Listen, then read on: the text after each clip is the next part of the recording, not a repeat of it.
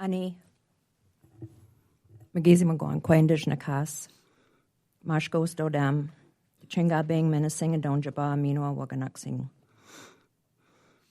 Odawa and Dow.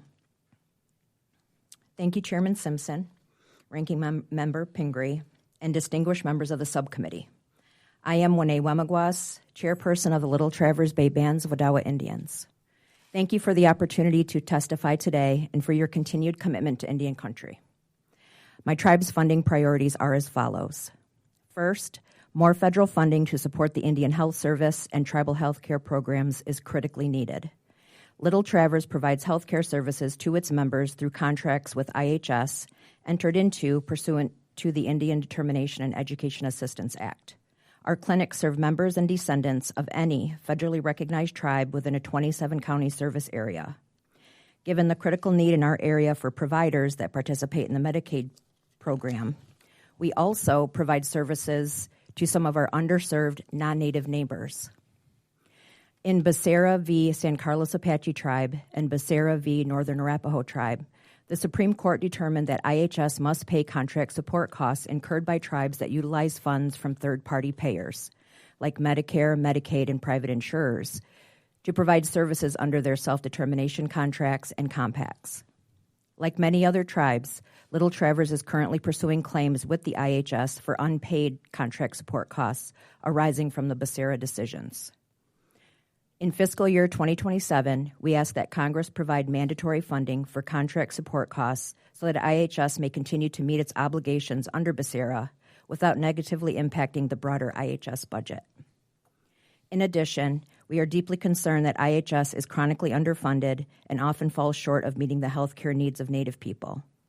We urge Congress to increase funding for IHS above fiscal year 2026 levels and continue to provide advance appropriations to fully meet the federal government's trust obligation to provide health care services to Native Americans.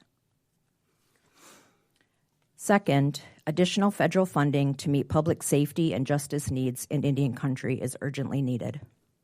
Because Little Traverse suffered termination, our original land base was lost. Since our restoration, we have had no choice but to rebuild our reservation by acquiring parcels of land over time from willing sellers. As a result, today our reservation consists of small, non-contiguous parcels scattered throughout Emmett, Charlevoix, and Sheboygan counties.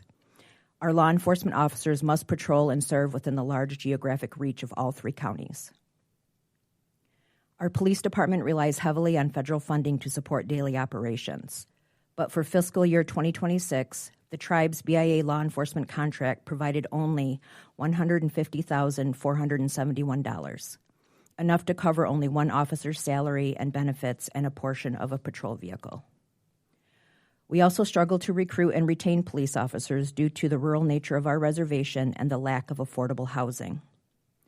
According to a February 2024 report released by the BIA, the funding needed to provide for public safety and justice services in Indian country in 2021 was approximately $3.5 billion. Appropriations have lagged far behind this amount, and the continued underfunding of public safety and justice services has led to higher rates of violence in Indian country.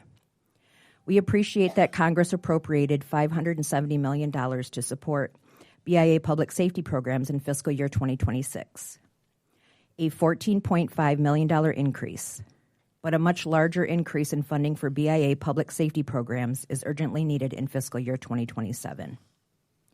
Third, since housing is a foundational component of the health and safety of our people, additional funding to support tribal housing is needed. The tribe's headquarters and many of our members live in the cities of Petoskey and Harbor Springs in Emmett County, Michigan. Both cities are summer resort destinations in which housing prices have increased due to people buying properties for vacation homes. This has caused a severe affordable housing crisis. While we understand that this subcommittee does not have jurisdiction over appropriations for the Department of Housing and Urban Development, we respectfully urge you to share with your colleagues on the Subcommittee on Transportation and Housing and Urban Development the need to increase funding for tribal housing programs. The lack of affordable housing is a significant barrier. It's a significant barrier to the recruitment and retention of physicians, law enforcement, and other professionals who we need to serve our community. Miigwech for your time today. Thank you. John?